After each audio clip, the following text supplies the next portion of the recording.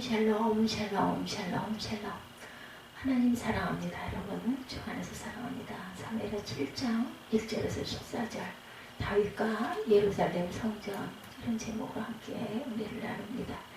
예수님에게 붙어다니는 호칭 중에 하나가 다윗의 자손 예수여이죠. 이스라엘 역사는 다윗을 빼놓고는 말이 되질 않아요. 이스라엘 왕조가 바로 다윗으로부터 시작했기 때문입니다. 이성기를 빼놓고 조선의 역사를 설명할 수 없는 우리 역사, 조선시대의 역사도 또 마찬가지죠. 다윗이 이스라엘의 초대 왕이 아니에요. 초대 왕은 사울이죠. 사울은 불행하기도 자기 아들들에게 왕위를 넘겨줄 수가 없었습니다.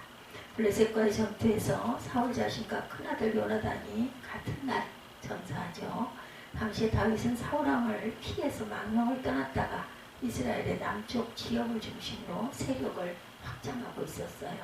사울과 요나단이 죽은 다음에 다윗은 자신의 거점 지역인 유대에서 왕이 되죠. 그 내용이 사무엘하 2장에 나옵니다.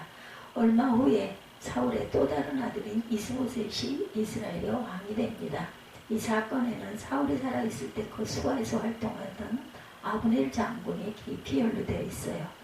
이스보셋의 이스라엘과 다윗의 유다는 오랫동안 전쟁을 했고 그 와중에 이스라엘의 국력은 쇠퇴해집니다. 이스라엘의 그 실권을 쥐고 있던 아브넬 장군이 다윗의 요압 장군에 의해 죽임을 당하죠.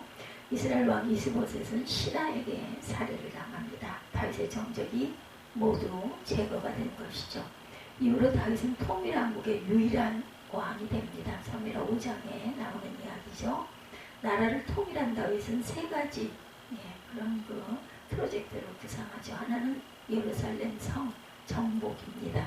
당시까지 여부스 족속이 살고 있던 예루살렘은 천연요새이기도 하고 이스라엘이 일종의 내전 상태에 있었기 때문에 예루살렘 문제를 해결할 수가 없었어요. 사무엘하 5장 6절에서 12절 사이에 예루살렘 여부스 족속과의 전쟁 이야기가 간략하게 나오죠. 워낙 산전수전을 다 겪은 천하의 다윗인지라 예상보다 쉽게 예루살렘을 정복했어요. 예루살렘을 다윗성이라고 이름을 명명하여 고쳐서 부릅니다. 두 번째 프로젝트는 법궤를 다윗성으로 옮겨오는 것이에요. 계획이. 법궤는 이스라엘 역사에서 가장 중요한 물건 세 가지를 담아둔 상자이죠. 십계명 또한 그 돌방과 만나 항아리, 아론의 쌍난 지팡이 세 가지입니다. 나라가 통일되기 전에 여러 가지 우여곡절 끝에 법궤가 아베나답의 집에 보관이 되어 있었죠. 사무엘하 6장 1절 이하에 따르면 다윗은 3만 명의 군사들을 모아서 법궤를 가지러 갔다고 나오죠. 단순히 법궤를 운송하는데 이렇게 많은 사람이 필요한 건 아니었어요. 다윗은 하나님을 향한 자신의 믿음이 뜨겁다는 사실을 백성들에게 보여주기 위해서 거국적인 행사를 치른 것 같습니다. 이것은 정치적인 행사이기도 했어요.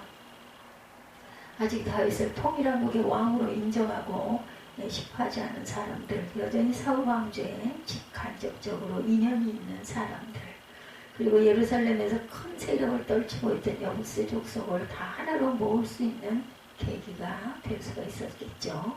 세 번째 계획은 성전 건축이었어요. 다윗은 나단 선지자에게 자기의 뜻을 사무엘하 7장 2절에서 밝힙니다. 볼지어다 나는 백향목공의 살원을 하나님의 교회는 휘장 가운데 있도다. 다윗은 법궤를 다윗 궁으로 가져오긴 했지만 법궤를 모셔둔 장소가 마음에 들지 않았던 거예요. 하나님의 교회는 휘장 가운데 있다고 했는데 이것은 정확한 표현이 아니죠. 학자들의 설명에 따르면 다윗은 법궤를 예루살렘 원주민 여부스족이 제2장소를 사용하던 곳에 안치했어요. 소박한 형태로 꾸며진 성소였습니다. 나단은 다윗의 생각을 좋게 보고 하나님의 왕과 함께 계시니 왕의 생각대로 하소서 하죠. 그런데 나단은 하나님으로부터 말씀을 듣게 되죠. 그날 밤에 그 내용이 사무엘하 7장 5절에서 17절에 상세하게 기록되어 있습니다.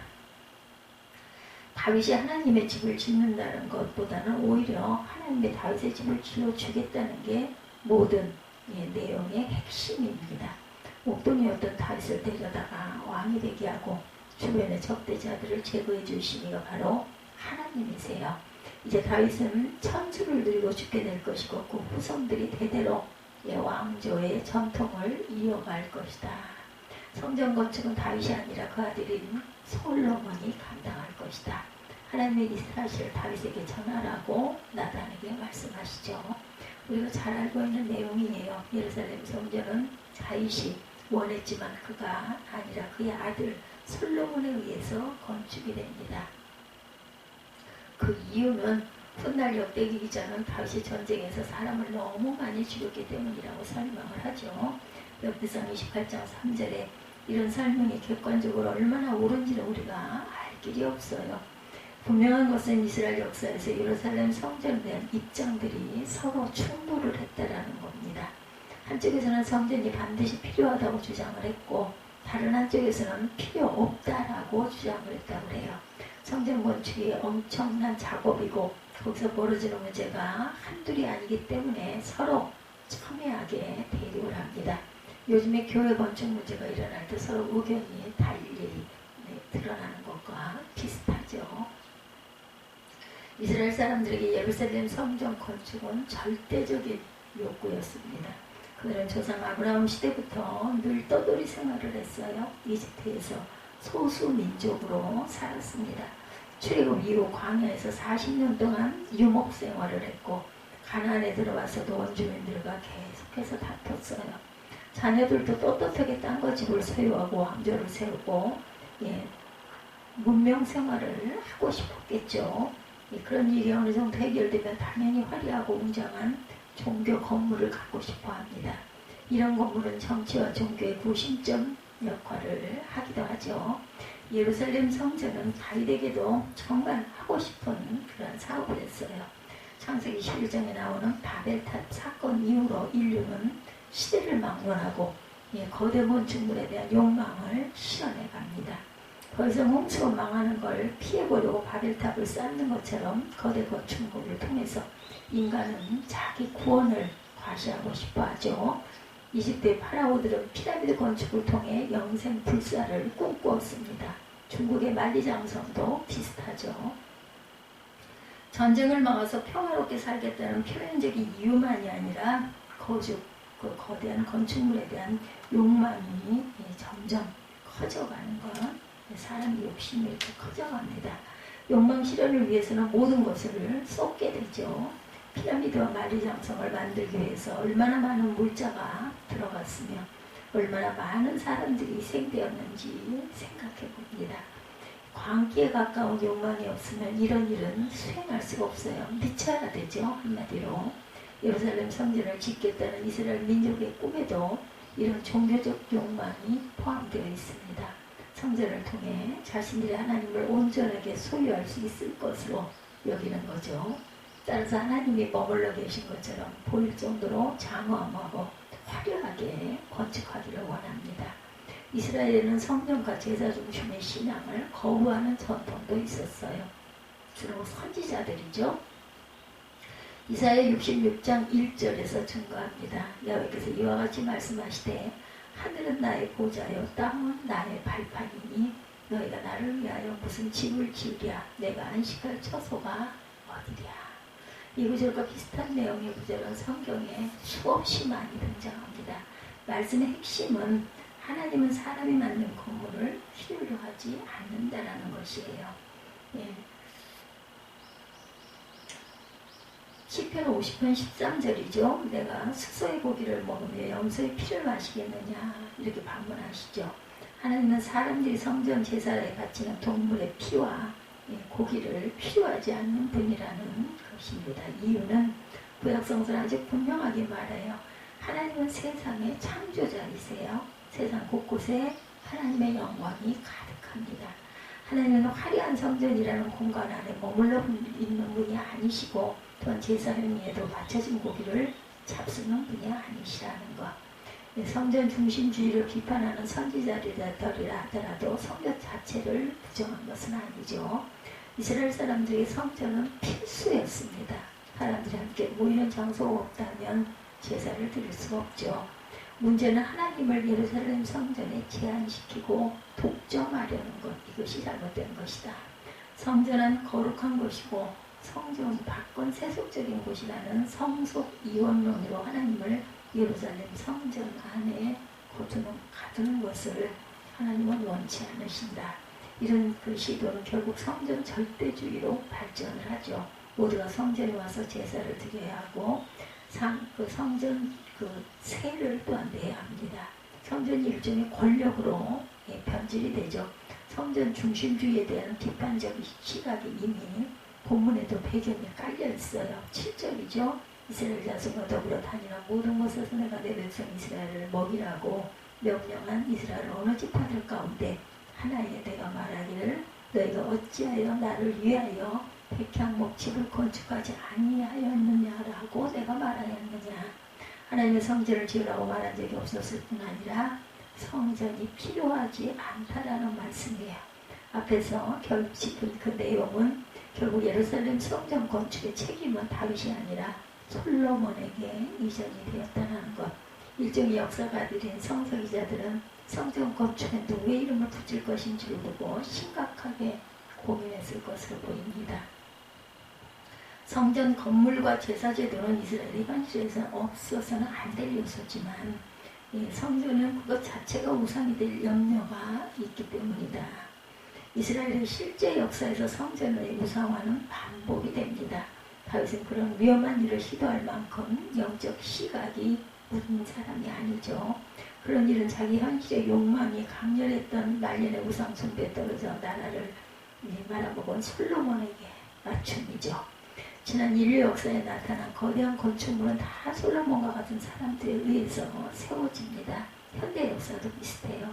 정치인들이 자기 이름을 내기 위해서 무모하게 토목 싸움을 벌이기도 하고 필요 이상의 큰 건축들을 만들어요. 교회 건축도 비슷한 경우들이 많습니다. 목사가 자기 목회를 실현하는 수단으로 교회 건축을 밀어붙이기도 합니다. 예수님 당시에도 예루살렘 성전은 이스라엘 사람들의 신앙과 삶 전체를 지배하는 입에 올라오기 자체였다.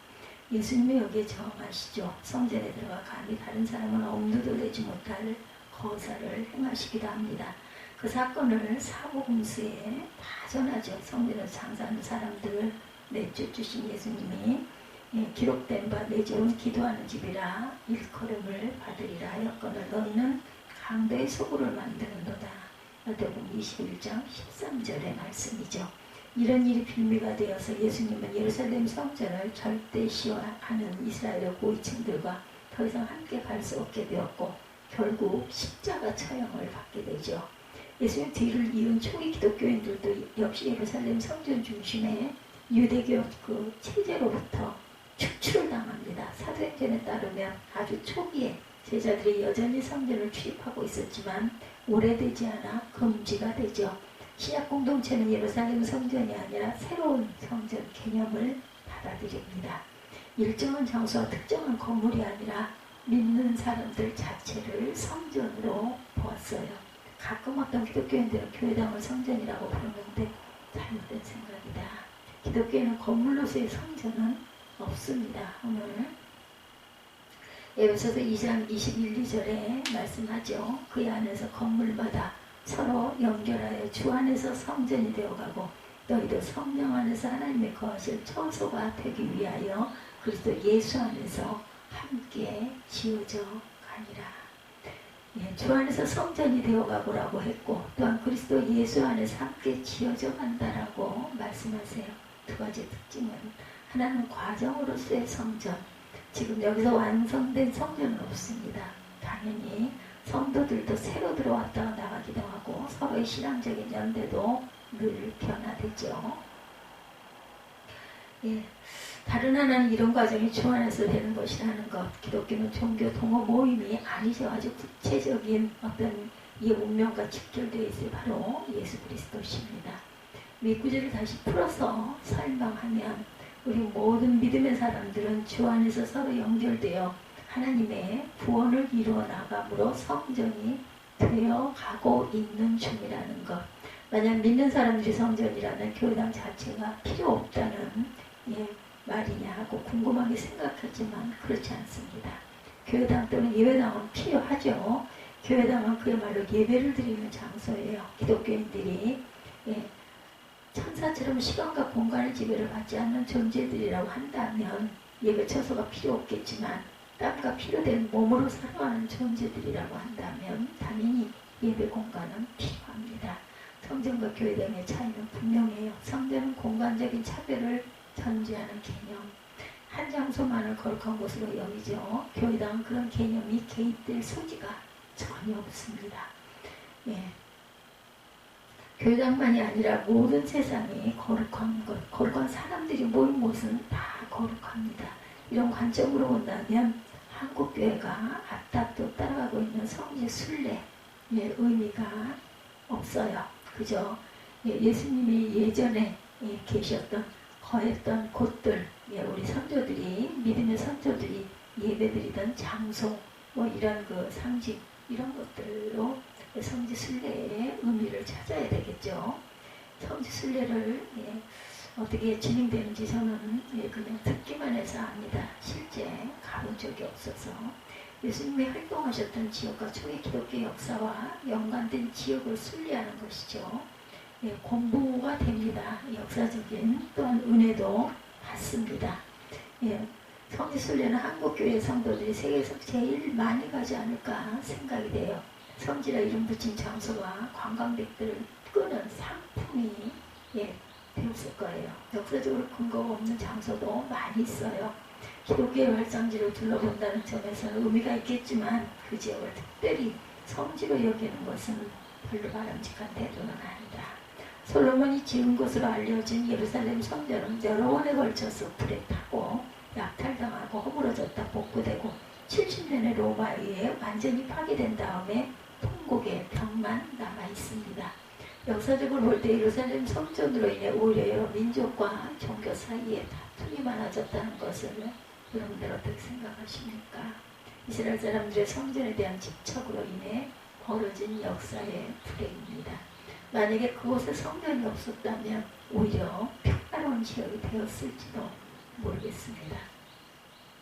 우리는 사람의 손으로 지은 화려한 건물의 절대화를 받아들이지 않아요. 하나님은 그런 건물과 공간이 아니라 하나님을 믿는 사람들 사이에 사랑으로 존재하시기 때문이라는 것 잊지 마십시다. 지금 우리가 바로 하나님의 성전입니다. 지금 우리는 주 안에서 예수 그리스도의 십자가와 부활 안에서 서로 연결되어 참된 성전으로 지어져 가고 있는 그러한 성스러운 저와 여러분들이라는 것을 잊지 마시기를 주님의 이름으로 축복합니다. 기도하시겠습니다.